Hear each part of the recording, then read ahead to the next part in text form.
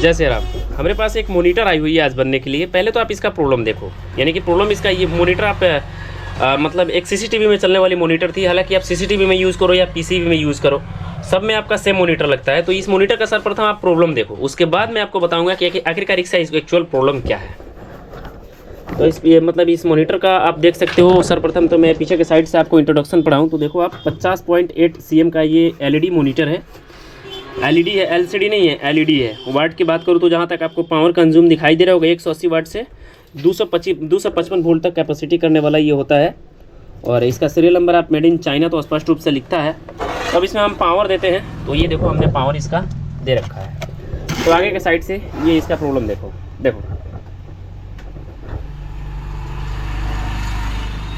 तो आपका तो इसका प्रॉब्लम दिखाई दे रहा होगा, आ रहा है डिस्प्ले जा रहा है, आ रहा है जा रहा है। तो आप लोग बोलोगे कि इसकी बैकलाइट की प्रॉब्लम है, ऐसा बिल्कुल नहीं है।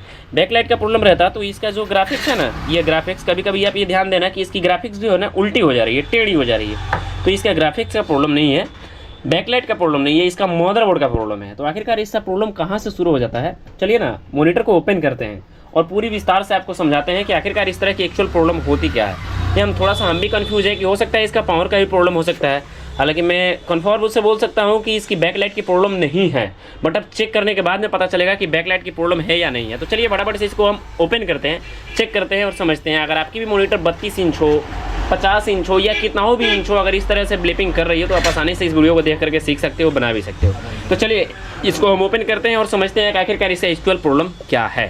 और हाँ, मॉनिटर को खोलने के लिए एक चीज़ मैं ये बताऊं कि आपको पीछे की साइड से देखोगे कहीं भी कोई भी स्क्रू इसमें नहीं होती है। आपको ओनली वन ये स्टैंड कसने के लिए स्क्रू दी रहती है, बाकी आपकी कहीं भी कोई भी स्क्रू नहीं है। हैंग करने के लिए स्क्रू दी रहती है, बाकी कहीं भी नहीं है। तो आखिरकार इसको ओपन करने का तरीका क्या होता है, तो मेरे भाई इसका ओपन करने का तरीका ये होता है, एलईडी को ऐसे पकड़ो, यानी कि इस साइड से पकड़ो और इस जो कोने होते हैं ना, ये वाली कोने, इस कोने में कुछ इस ढंग का ब्लेड डालो। ऐसे देखो, इस ढंग का ब्लेड डालो और ऐसे देखो, थोड़े से फाँके बनाओ।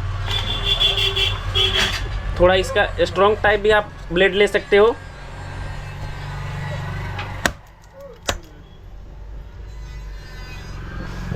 बस कोने में डालो ऐसे और ऐसे देखो, इस कोने में डालते हुए ऐसे देखो।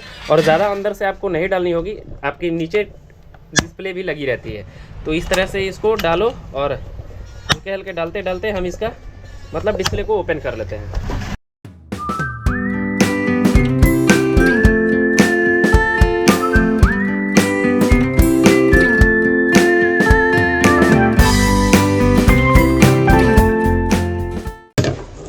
ऐसे हटाते हटाते हमने पूरा फ्रेम ओपन कर लिया है। उसके बाद में हमारी ये हो जाती है डिस्प्ले। ऐसे देखो, डिस्प्ले आपको ओनली वन रखी रहती है। तो आप इसको आसानी से इस तरह से एक साइड से डालो और आसानी से आपकी डिस्प्ले उठ जाती है ऊपर के साइड।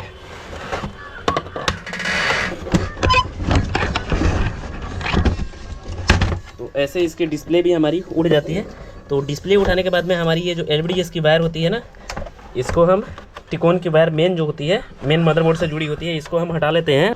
तो ये मेन वायर जब हटा लोगे आपका, तो उसके बाद में यहाँ पे पावर के लिए लगाई गई है। और ये जो दोनों वायर होते हैं ना, आपके बैक लाइट के होते हैं। ये पावर से ही स्विच रहती है, दोनों बैक लाइट। तो हमारी अब डिस्प्ले जो है ना, ये वाली हमारी ओपन हो चुकी है। तो डिस्प्ले हम साइड में रखते हैं और डिस्प्ले को ही सर्वप्रथम आपको स्टार्टिंग डिस्प्ले से ही करना है। उसके बाद में आपको पीसीबी में आने हैं। तो हम अब इसका स्टार्ट करते हैं डिस्प्ले की टेस्टिंग। तो डिस्प्ले की टेस्टिंग करने के लिए मतलब बैक लाइट को सर्वप्रथम तो हम बैक लाइट को ही टेस्ट करेंगे, क्योंकि ज़्यादातर चांस आपका बैक लाइट का ही होता है, जहाँ तक मैं आशा करूँ। लेकिन हमारी पूर्णतः विश्वास है कि इसकी बैक लाइट ख़राब नहीं है। तो हम फटाफट से इसका क्या करते हैं ना, बैक लाइट को टेस्ट करते हैं। ये वाली वायर जो होती है ये आपकी एलईडी के पीछे से रहती है। तो आप लोग एक चीज़ ध्यान देना, डिस्प्ले भी ध्यान देना और जो हम टेस्ट कर रहे हैं उस पर भी ध्यान देना। हमने टेस्टर को लगा रखा है। टेस्टर की आप सप्लाई देख सकते हो, 300 चली गई है।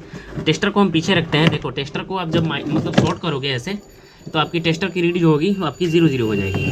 तो आप अब देखो, हम यहाँ पे लगाते हैं। अब इस एलईडी में देखो, एक साइड माइनस है और दूसरे साइड आपकी प्लस है। तो प्लस के साथ प्लस को और माइनस के साथ माइनस को ऐड करो, जिससे आपको ये अनुमानता और ये दिखाई पड़ जाएगा कि हाँ हमारी एलईडी देखो आप एक साइड के हमने टेस्ट किया तो हमारी एलईडी में सप्लाई आ चुकी है। ऐसे देखो, हम इसको फिर से हटाते हैं तो देखो हमारी सप्लाई बंद हो जा रही है। तो हमारी एक साइड की मतलब टेस्ट में हमारी पास हो चुकी है। अब दूसरे साइड का हम जैसे टेस्ट करेंगे, ऐसे देखो ऊपर वाला भी हमारा सही चल रहा है, कहीं से कोई ब्लिपिंग नहीं है। जैसे मैंने आपको बताया, स्टार्टिंग में ही आपको बता चुके हैं हम कि ये जो होती है ना, ये आपकी प्रॉब्लम डिस्प्ले से नहीं है, ये आपका जो प्रॉब्लम है ना, ये आपका पीसीबी से प्रॉब्लम है इसका, यानी कि पावर इसको कन्फर्म रूप से आपको मदरबोर्ड को पावर नहीं मिल रहा है, जिसके कारण से आपकी ये नहीं चल रही है। तो हम फटाफट से पीसीबी को ओपन करते हैं और वोल्ट को मेज़र करते हैं कि एक्चुअल में पीसीबी का प्रॉब्लम है या आपका मदरबोर्ड का प्रॉब्लम है। तो जैसे मैंने आपको बताया, मैंने इसका पीसीबी को ओपन किया तो ये देखो इसकी जो मेन कैपेसिटर जो होती है ना, ये मेन कैपेसिटर हमारी फुली सी दिख रही है। हो सकता है हमारा प्रॉब्लम यहीं से हो सकता नहीं है यहीं है, क्योंकि ये मॉनिटर है, मॉनिटर में इस तरह की प्रॉब्लम सही नहीं जाती है। तो कैपेसिटर की बात करो, कैपेसिटर की वैल्यू का, तो कैपेसिटर की वैल्यू आपको 16 वोल्ट 67 एफ में आपको देखने को मिल जाती है। सो मेरे भाई सप्लाई हम दे दिए है। देखो डिस्प्ले हमारी अभी ग्राफिक्स का वायर नहीं जुड़े है, इसलिए ब्लिंक कर रही है। तो हम इसका वोल्ट भी चेक कर ले रहे हैं, ताकि हमारी जो आउटपुट पॉइंट है ना, यहाँ पे आपको 12 वोल्ट होना चाहिए। जैसे यहाँ पे दिखाई दे रहा होगा आपको 12 वोल्ट इसकी होनी चाहिए, जो कि मदरबोर्ड तक जाती है। यहाँ पे अगर 12 वोल्ट आती है तो फिर ठीक है।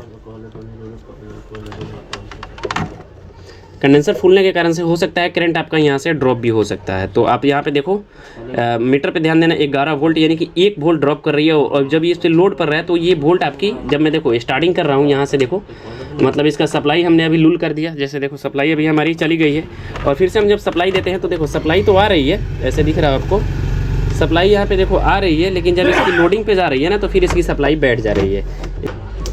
और जैसे देखो, जैसे मैंने सप्लाई दिया तो सप्लाई तो हमारी आ जाएगी। देखो सप्लाई आ गई, लोड पे हमारी 9 वोल्ट आ गई, फिर से लोड गया तो ये 11 वोल्ट चला गया, फिर से लोड पे आपका 9 वोल्ट। ये हमारा पावर का ही प्रॉब्लम है। तो हम क्या करेंगे अब कि मैंने जैसे आपको स्टार्टिंग में ही बताया, ये दो कैपेसिटर जो होते हैं, मेन कैपेसिटर, ये फूलने के कारण से इस तरह की प्रॉब्लम आती है। तो हम इस दोनों कैपेसिटर को हम चेंज करेंगे, और जिससे हमारी वोल्ट की जो मतलब रेजुलेशन होगी ना, वो सीमित हो जाएगी, तो हमारी ये प्रॉब्लम सॉल्व हो जाएगी। तो हम फटाफट से इस कैपेसिटर दोनों कैपेसिटर को चेंज करते हैं। तो फिर भाई आप देख सकते हो, मैंने इसका दोनों कैपेसिटर ऐसे देखो चेंज कर लिया हुआ है, और हमने 2 अलग अलग कैपेसिटर लगाए, लेकिन हमारी पीसीबी है जो कि सही हो चुकी है। तो हम इसका पहले बाहर से ही वोल्टेज को भी मेज़र करेंगे। तो आप लोग थोड़ा सा मीटर पे भी ध्यान देना, और हम टेस्ट कर रहे हैं उस पर भी ध्यान देना, क्योंकि अभी ये नो लोड है, यानी कि इस पर कोई भी तरह के किसी भी तरह के लोड नहीं है। तो हम प्लस में प्लस और माइनस में माइनस फिर से देते हैं। तो देखो हमारी 12 वोल्ट परफेक्ट रूप से है, तैयार है 12 वोल्ट, और ये लोड पर घटनी नहीं चाहिए। तो आप लोग थोड़ा सा मीटर पे ध्यान देना। और हम क्या करेंगे ना, हम डायरेक्ट अब यहाँ बोर्ड के इन में हम टेस्ट करेंगे। तो ऐसे देखो हम माइनस में माइनस को और प्लस में प्लस को इन करते हैं। ऐसे देखो कोई भी वोल्ट अभी हमारी मीटर में नहीं है। तो अब हम देते हैं सप्लाई, और देखिए ना डिस्प्ले के भी तरफ देखना, हमारी वोल्ट 12 वोल्ट है, और डिस्प्ले कहीं से भी वोल्टेज डाउन नहीं हो रही है। और देखो डिस्प्ले हमारी चालू हो चुकी है। तो हम अब क्या करेंगे ना, इसको अब ग्राफिक्स भी लेते हैं, उसके बाद देखते हैं कि क्या हमारी प्रॉब्लम ये वाली सॉल्व हो चुकी है परमानेंट, या प्रॉब्लम वहीं की वहीं फंसी पड़ी है। हमको लग रहा है कि एक्चुअली इसकी प्रॉब्लम जो मतलब पहले था वो सॉल्व हो चुका है। तो हम फटाफट से पहले मतलब डिस्प्ले का वायर को कनेक्शन करते हैं, उसके बाद में हम टेस्ट करके आपको दिखा देता हूँ। सो मेरे भाई तो आप देखना हमारी डिस्प्ले भी कनेक्शन हो चुकी है, और ऐसे देखो हमारी डिस्प्ले अब देखना, देखो चालू हो चुकी है। कोई भी इसमें से कट फट नहीं है, क्योंकि अभी हमारी इसमें सिग्नल कोई नहीं है, इसलिए नो सिग्नल का ऑप्शन दे रहा है। अगर यहाँ पर सिग्नल रहता तो फिर ये कुछ ऐसा प्रॉब्लम नहीं आता। पहले जैसा मतलब ब्लिपिंग करने का समस्या था वो हमारी सॉल्व हो चुकी है। सो मेरे भाई मैंने इसको फटाफट से कस भी लिया हुआ है। तो कसने के बाद में फिर से इसको हम पावर देते हैं, और देखते हैं कि हमारा जो प्रॉब्लम पुराना वाला था वो सॉल्व हो चुका है। जैसे आप देख सकते हो, मैंने पहले भी आपको दिखाया, अभी भी दिखा रहा हूँ, इसकी प्रॉब्लम जो भी थी सॉल्व हो चुकी है। नो सिग्नल का प्रॉब्लम दे रहा है, यानी कि हमारी कोई सप्लाई नहीं है। इसका जो पावर का ब्लिपिंग का प्रॉब्लम था वो समाप्त हो चुका है। ये छोटा सा जानकारी है, अगर आप रखते हो तो फिर आप टेक्नीशियन के पास जाने से बच सकते हो। तो मैं ऐसा करता हूँ कि आपको ये जानकारी अच्छे से समझ में आ चुकी होगी। समझ में आ चुकी तो प्लीज़ वीडियो करना लाइक, चैनल कर लो ना सब्सक्राइब। मिलते हैं नई जानकारी के साथ। आपका भाई प्रिंस। जय सिया राम।